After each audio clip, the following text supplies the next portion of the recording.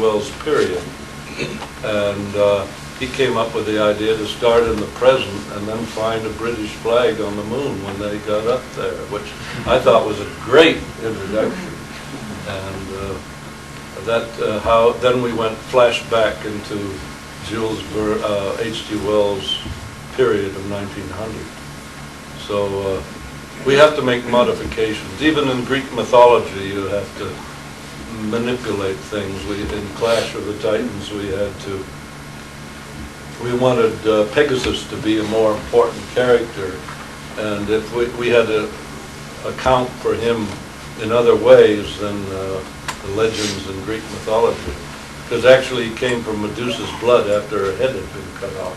But we wanted to save that until the end for the climax. So we had to manipulate the stories a great deal. Sometimes we're criticized by the critics for that, but it's essential because you can't just take the stories are too fragmented.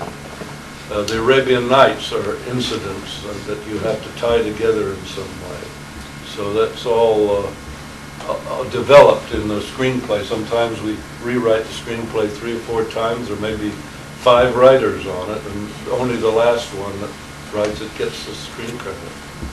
So when you're tackling something like 1 million BC, where you have language that nobody's ever heard of, grunts and groans, why, I don't think you can give the screenwriter much credit for developing the story. But we used a synthetic language, and I think it worked for that particular film. Yes? A friend of mine sent me what I think is a recent picture of you sculpting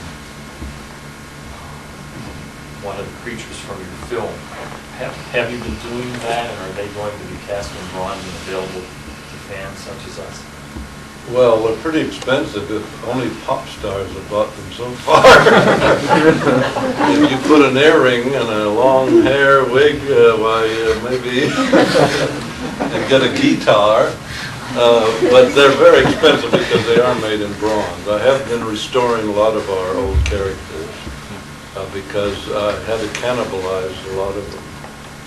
I had to take the Beast from 20,000 Fathoms apart to make parts of the next picture's creature.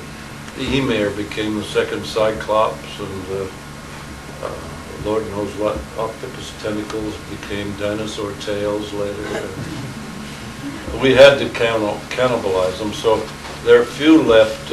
I have a few left over that they're in Germany now, in an exhibition near Dusseldorf. But the bronzes, I've made about 12 of them, and I'll probably make a few more.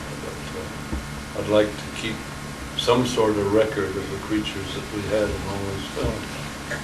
I think that's about all we had time for. You had a question. I was just wondering to what extent and how you use storyboards.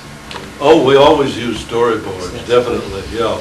The pre-production drawings were mainly used for publicity and for raising money.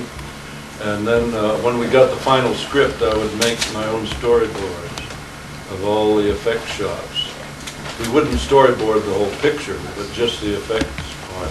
Sometimes I'd have to make 400 drawings, simple pen and ink sketches that were published in the script, showing the cut so that you knew how long a cut you needed and where you needed close up and all that sort of thing. So that when we were on location, we wouldn't forget that we should have photographed something which we didn't. And so the storyboard is very important. I forgot to emphasize that. And I learned that from Willis O'Brien. He used to storyboard all his films, particularly Creation, which later became King Kong.